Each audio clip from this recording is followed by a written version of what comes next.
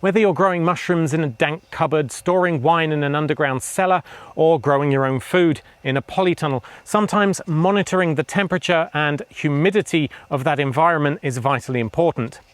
The Govee Wi-Fi temperature and humidity monitor does exactly that. And once you've set it up with your desired temperature and humidity ranges, anytime those variables go outside of your predetermined threshold, it'll send you a notification to your phone telling you to go and do something about it. I'm James Bruce, you're watching MakeUseOf.com, and in today's review, I'm checking out the Govee H5051 Wi-Fi temperature and humidity monitor.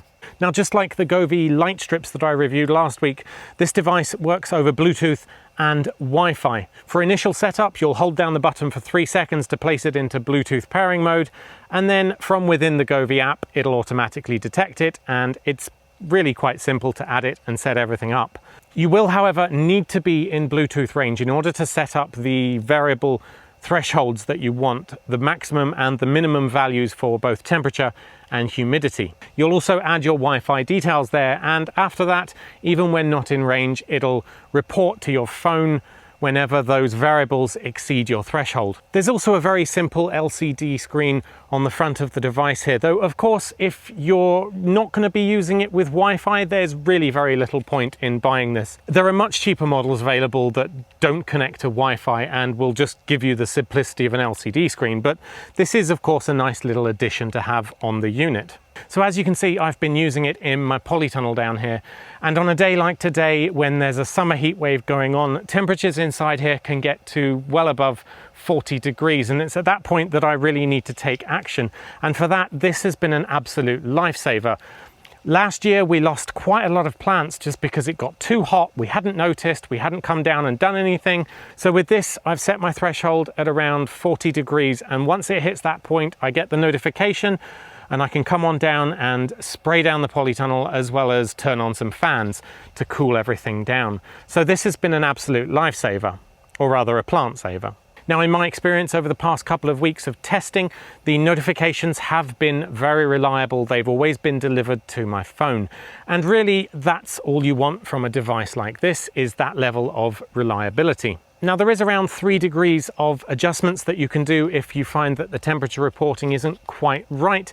However, I have compared it against a traditional mercury thermometer there, and it does seem to be pretty accurate. So I haven't needed to adjust anything.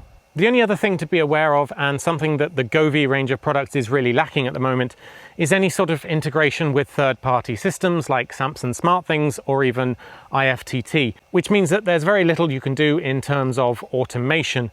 You're going to get that notification on your phone reliably, so you can come down and take manual action when something needs to be done. However, you couldn't hook it into a smart plug and automate any of that. That's really the next step that they need to go with these devices. And to be honest, it shouldn't be too difficult to program that in. It is on Wi-Fi after all, and it's just a case of adding another webhook to that notification. So this is a feature I might expect them to add on soon. However, they haven't confirmed that this is happening.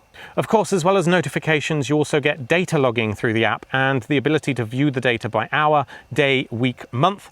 And there's a CSV data export facility if you want to further process and analyze it in other software. The graphs are really neat, and you can zoom in and out with pinch gestures, scroll back and forwards.